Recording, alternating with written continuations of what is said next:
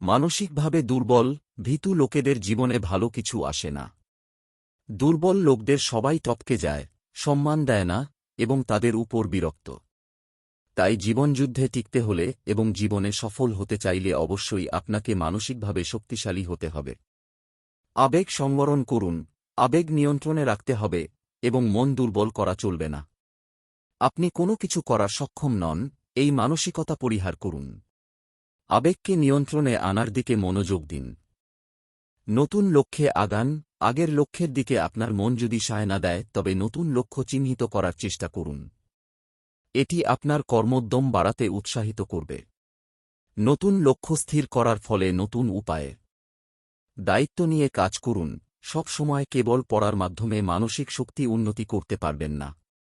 বিষয়টির উপর আপনার কাজ করতে হবে। মনকে শক্ত করে এবং আবেগ নিয়ন্ত্রণে রেখে দায়িত্ব নিন এবং কাজ শুরু করে দিন যাতে করে স্থির করা নতুন লক্ষ্যে পৌঁছাতে পারেন। ঝুঁকি নেওয়া, যতক্ষণ না ঝুঁকি নেবেন সামনে এগোতে পারবেন না।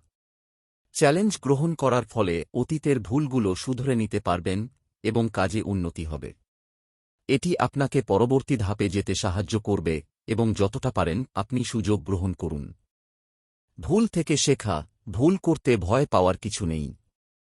মানুষ মাত্রই ভুল করে।